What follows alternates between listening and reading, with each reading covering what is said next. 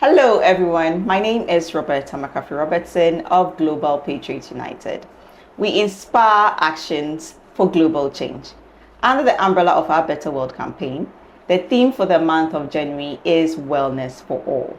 This campaign theme promotes holistic well-being by advocating for improved quality of life and healthier lifestyle choices.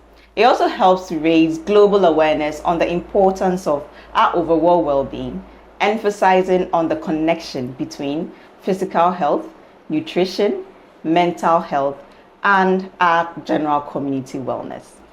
Joining me today is a registered clinical dietitian who happens to be a remarkable individual and the founder of the Canada-Ghana Nutrition Center. She is dietitian Mavis Asamoah Appiagyei. Welcome. Thank you very much. Before you introduce yourself, I'm quite curious. We met a couple of times, and anytime I see you, I'm always wondering, I see with energy and bubbliness, I'm like, where does she get her energy from? I feel my body well. Nice. That's a good one. Nice, Yes. nice. So kindly introduce yourself to our So, audience. well, you've done it for me, but just to say that I'm a clinical registered dietitian, both registered with the Ghana Association or Medical Association, Allied Health Council. I'm also registered with overseas in Canada as well too. Okay. I'm first and foremost a mother of two, Wonderful. a wife to Mr. Appiagyei, Nice. and I'm a lover of food. So for me, nutrition is a passion. So I'm always excited to talk about it at any opportunity that I get. Yeah. Yes, please. So Great. indeed. So, how would you define nutrition, and what are the key ways that nutrition could influence a person's, physical well-being and mental well-being? Okay. So we know that nutrition is a process by which we consume a given food. The food is absorbed, and then at the same time, when it's absorbed, it's digested within the body, and then the body takes from it the nutrients that it needs.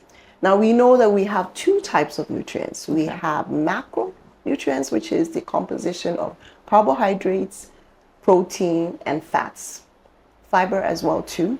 Then we have micronutrients, which is what most people will call vitamins and minerals. So when the body absorbs this macro and micronutrients, we would say it's food. Yeah. It is using it for growth, it's using it for repairs, it's using it for maintenance, and at the same time, it is helping to defend the body against illnesses and diseases. So it's not just food that we eat. Our body knows exactly what it needs, so it takes from it what it needs. Okay. Yes.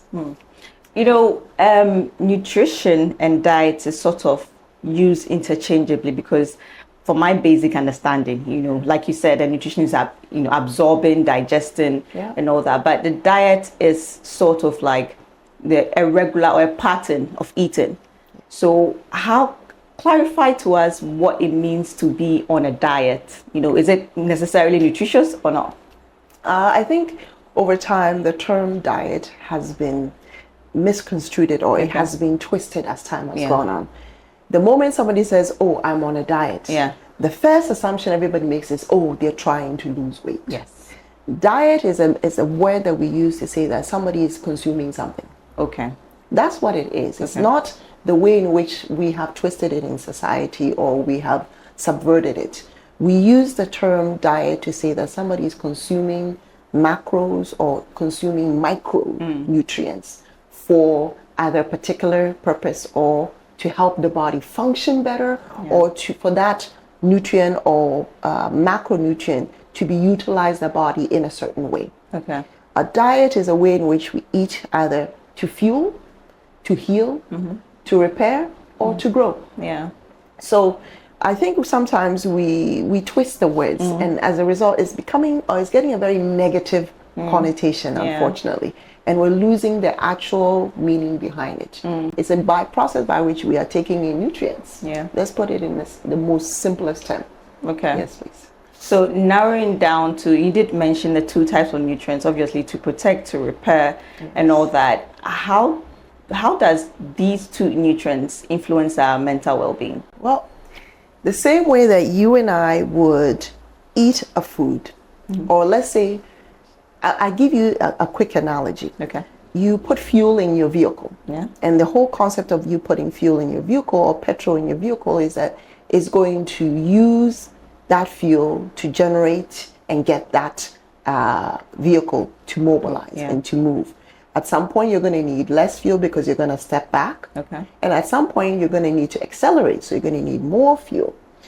The way in which the vehicle functions is also based in the way in which our body functions. When we fuel our body in the right form, we have to understand that the gut is the second brain. Therefore, when we fuel the body well, and we give it the nutrients and the fuel that it needs, it then in turn fuels the first part of our body, which is the mental health and the mental well-being. So when we eat well, the brain gets the benefits of that well-being in the sense of, or gets the benefits of those nutrients. So Mavis, as a professional, how do you incorporate, nutritional principles into your daily, food routine? If I was to say that I do this 100%, that would be a lie. Because I talk about it a lot, my main focus, because once again, when we talk about nutritional principles, we're talking about how to get the best out of our macronutrients, how to get the best out of our micronutrients. So as a professional, I don't know if it's now innate to me, but I naturally am looking at what are the best fuel sources. So when it comes to my carbohydrates, I'm looking at the best carbohydrates. So maybe I should give you what I had for breakfast. Oh yeah, sure. I had a bowl of oats. Yeah. Okay. Why? Because it's a great macronutrient, great, excellent carbohydrate. I had it with some nuts and seeds, some dry fruits on top of it. I'm always thinking about variety, and I'm also thinking about balance. Okay, yeah. So as a professional, it's not that I get it right 100% of the time, but the fact that I try on a daily basis to make sure that whatever I'm taking in is in the process of fueling my body the right way, healing my body the right way, and allowing it to give that burst of energy that you're always telling me about. Yes, because I find that what I eat at the beginning of the day sets the tone for how I'm going to feel throughout the day. Will I have that energy to do what I need to do? Or if I'm not well fueled, I'm going to tank. I'm not going to have that fuel to be able to do what I do. So I'm always thinking in terms of, what is this food giving me? Okay. I know that sounds a little bit weird, but it's like asking a hairdresser, what do you think? They look at you and they automatically know. Yeah. I look at a fuel source or a food source, and I automatically know that, okay, I'm going to get this from it. I'm going to get vitamins from this. I'm going to get vitamin C from this. This is a good thing for me to take in. Okay. Does that mean that I don't have what people would consider bad foods or cravings? There is no such thing as bad foods. It's about how to incorporate the foods in the right form. Yeah. So no, there's no such thing as a perfect diet. Okay. And there's no such a thing as that a professional is going to have the right all the time. But I look at it as a daily process. Okay. I look at it as a daily process that accumulates at the end of the day. Yeah. Or at the end of the week, or at the end of the month, to give me the energy sources that I need, or the vitamins and minerals that I need. Okay. Yeah. So how would a typical plate of a balanced diet look like? Okay. If we're talking in the Ghanaian context, let's take breakfast, for example. Okay. Maybe my bowl of oats is not a typical individual's bowl of breakfast. Maybe somebody likes the heavy foods. Let's say that they've decided that they're going to have wachi, because that's Ghana's #1 breakfast. It is what it is. Or maybe hausa koko. It is about, once again, what form of carbohydrates are you taking in? Some people will call what we call triple carbohydrate loading. Okay. They'll do the wache, they'll do gari, they'll do macaroni or noodles on top of that, and then they'll go to the stew, and then they'll go to the protein. What would be a better option is that if you decide that the rice is your carbohydrate, keep in mind there's some beans in there, so that's a protein source. Instead of double carbohydrating or taking in too much of the carbs, add a vegetable, put the leaves or the salad in. Okay. Then make better choices when it comes to the protein. Go for fish, go for an egg. Then you go for your sauce of choice. Okay. When you go for your sauce, keep in mind that there's a lot of oil. So ask the vendor, please drain the oil for me. That's a healthy meal. Yeah. That's what you have available to you. Work within that. Let's say somebody decides they're going to go with kinky. That's their start to the day. Kinky is a carbohydrate. That's great. Go and add your tomatoes and onions to that. That's your veggies right there. Then choose your protein of choice. Once again, if it's fresh pepper, you always want to go for the fresh pepper because there's less oil. Okay. That's one. But let's say you decide you want your shito. That's fine. Let them drain the oil. That works. For some people, they're light eaters. They want a cup of tea to start the day. Then start with a cup of green tea. Then go for whole grain bread. Make sure you put a protein. Your protein could be a boiled egg, it could be groundnut paste or peanut butter that you put on there. Grab an apple. You've got a balanced diet. We sometimes make it harder than it seems, but it really isn't. Yeah, just be mindful and be intentional. For some people, they say it's quite expensive to, go the organic way. What's your thought on that? Organic is that you are choosing things that do not have or are not approved organic preservatives, or it's not grown in an organic manner, meaning that pesticides are added to speed up the growth process or to try and get rid of bugs, and in so doing, these chemicals end up on the food and then you consuming it as an individual. Organic is going towards whole grains and minimal processing, minimal chemicals used in the growth of that food. That's basically what it is. Now, in doing that, it also means that that individual is going to take longer for that plant to grow because they're not going to use anything to speed it up. It also means that the quality that comes to you is at a higher level.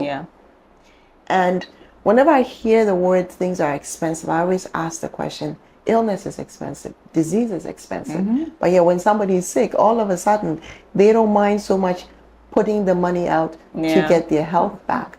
So for me, it's relative, because organic or eating organically is not actually expensive. In the long run. In the long run, it's actually cheaper.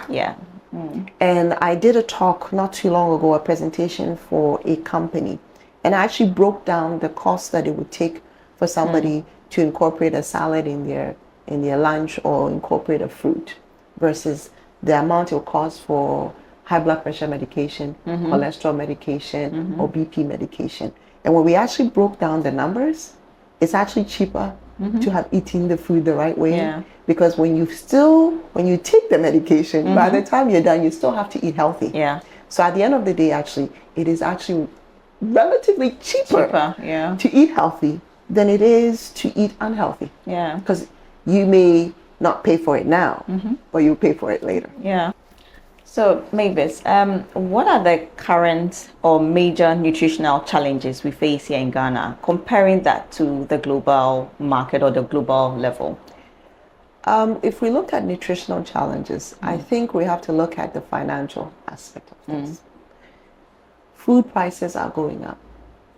Availability of food sources are a bit of a challenge right now in Ghana, but it still doesn't prevent us from eating well.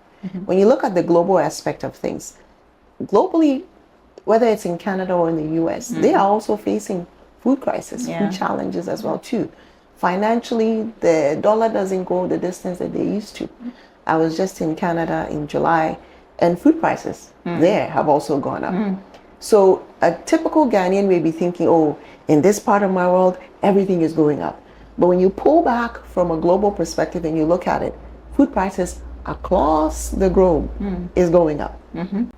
From the Ghanaian perspective, I think the question that we should be asking is not necessarily that it's a challenge.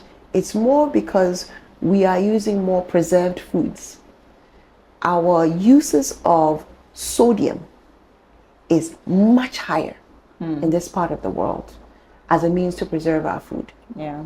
So what you start to see is a crisis whereby high blood pressure is going through the higher in terms of, it's going up in terms of incidences of high blood pressure is going up, Okay.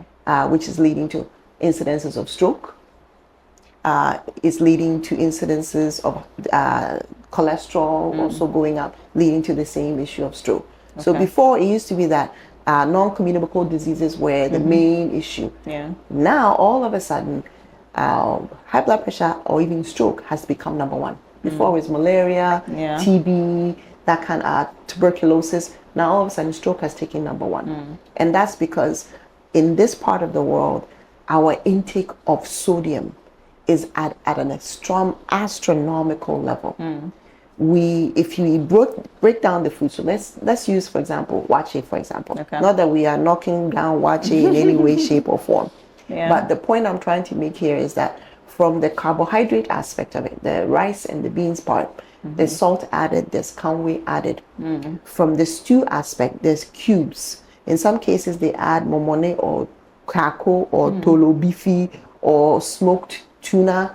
Salt is added on top of that. And in some cases, MSG, monosodium glutamate, is also added to that stew. We haven't even gotten to the shito yet. The shito, salt is added, cubes are added, MSG crystals are added, and then whatever extra ingredients that they add, which has extra salt being added, that aspect is there.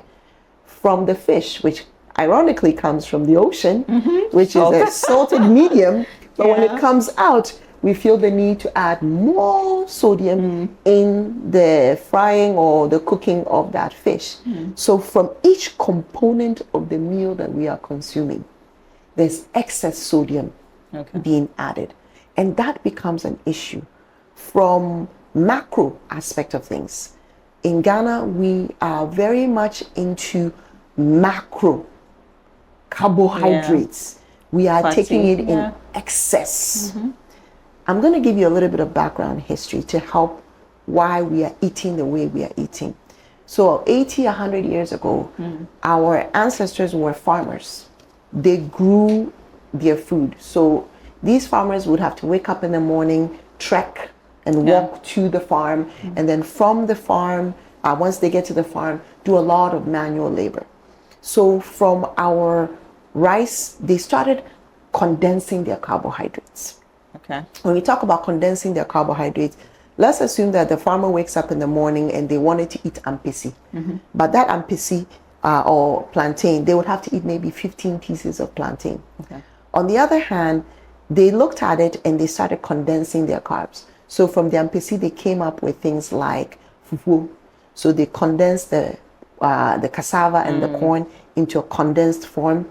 From fufu, from corn, we got banku, kenke, etil, akple, the wakple. These macronutrients or these carbohydrates, they started condensing it because it is, you're able to take in more carbs when you swallow your food versus when you chew your food. So things like amutuo, eto, we've talked about fufu, kokonte, they started condensing their carbs to be able to swallow more fuel so that they will use that fuel to trek to the farm, then use that fuel to do the work that they needed to do and then come back. Because nowadays we have access to food along the street. You get your wache seller, your cocoa seller. Back in those days, those were not there. So they condensed their carbs, took in their carbs, and then from these condensed carbs, they use that fuel to do the work. Now you fast forward 100 years or 80 years to now where we are at, where you get up in the morning, from your bed, you come and sit in a chair. From the chair, you go and sit in your car. From the car, you drive to your office. You take maybe 10 or 15 steps, then you go sit in the office chair. Then from the office chairs, you have your meetings. The level of fuel or the level of activity that we utilize and the level of fuel that we consume do not match. We consume way more calories and we use less of those calories. In other words, we burn less of that fuel. And as a result, we are finding more and more nutritional challenges in terms of diabetes, high cholesterol. We talked about sodium and high blood pressure. Yeah. So from our perspective, where we used to be and where we are now, we fuel more, but we use less of that fuel. Yeah. And therefore we store more. And as a result, more and more of our disease conditions, which used to happen when individuals were in their 60s and 70s, even 80s, is when you would see diabetes, high blood pressure. Now we're seeing it in individuals as young as in their early 20s. Yeah. Their early 30s, people are coming with high cholesterol, high blood pressure, which we're not there because we take in these condensed fuels, but we don't utilize them the same way we should. And so we are storing more than we are burning. Yeah. So that's where from our little part of the world, that's our challenge. But I can also safely and comfortably say that challenge is global. Yeah. Because that same mindset, the same sedentary lifestyle is the same challenge as somebody who's in Canada. It's the same challenge as somebody who's in the UK. And it's the same challenge as somebody who's in the US. Yeah. Across the globe, we are moving less, but we're eating more. So I think the first thing that one must do in seeking to do or to engage in a healthy lifestyle is that they must seek the help of a professional or get the right source of information first and foremost. The second thing is that they should start small and build up. Okay. You know the saying, Rome was not built in a day? The same applies. You can't expect that. And I love this where somebody will come to me and say, I have a wedding and I need to lose 20 kilos in 3 weeks. And I expect that you're going to snap your fingers and you just drop the weight. Did it take you 3 weeks to put the weight on? No. So you must start small and you must then build up. So in other words, be realistic. The other thing too is be realistic in your expectations and expect and understand that it takes a while for the weight to come off because it took a while for the weight to get to where it's at. And whether it's a disease state, we expect that, if I have high blood pressure, that you should come to me today and I snap my fingers and the blood pressure is gone. No.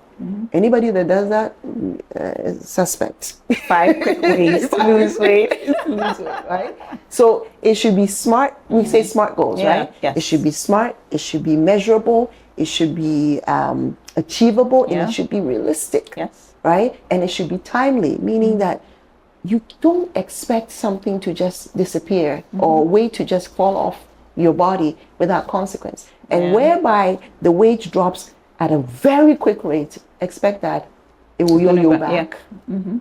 So when you hear a lot of these, carnivore diets and keto diets, and right now, the biggest one right now, the newest one is intermittent fasting. It's the biggest one right now. Now, interesting enough, when you apply it to the Ghanaian setup, the idea is that, you take a set time which you eat, and then from that set time, you don't eat again. Now, if your most active ability to burn is at the beginning of the day, that's when you're most active, you're moving around, you're active at the beginning of the day. You're moving your vehicle. Remember I used the vehicle as an analogy, right? You're moving the vehicle at the beginning of the day, but you don't put petrol or fuel in that vehicle. You're not going anywhere. You're not going anywhere, right? But most people will then decide that they're going to start eating from 12 and they'll stop at 8 p.m. You're most active at the beginning of the day, but you didn't put fuel in. So you waited at when you are least active. Now you're going to pile your kenke and your banku at the end of the day. And they get frustrated because they're not losing the weight that they expect to lose. But IF says that if I put my fuel in 6 hours, I pack everything in 6 hours, that I should be fine. So if I start eating at 2 in the afternoon and I stop at 8, I should lose weight. Except most people tend to have put in, if they didn't eat breakfast, they'll add breakfast to that meal and lunch to that meal, and they pack it all in to be able to eat within 6 hours. So once again, the information you got, is it realistic? Is it applicable to where you are? Is it applicable to the food that you eat? Because somebody's saying, oh, you can eat pizza. but they fail to tell you that they only had 2 slices of pizza. Meanwhile, you went and bought a whole thing. cardboard or a whole piece of pizza or a whole pile of pizza, and you sat down and ate it because IMF or IF says that you can have a whole, you can eat pizza, but they didn't get into the details. The details of it. Exactly. So once again, you can lose weight, you can achieve a healthy lifestyle, but make sure you get your source and your information correct. Make sure that you're realistic in your expectations of what you expect to lose. And at the same time, give yourself time. Allow the process to take place.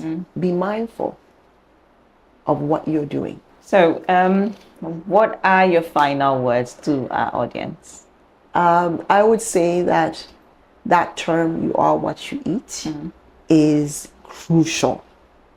To me, it cannot be overemphasized because what we eat, when we eat, how we eat, and why we eat is, as we say, necessary or is crucial to, or plays a huge role in determining our health. We cannot control our genetics. We cannot control who our parents are. We cannot control whether we come out with 1 limb or 2 limbs.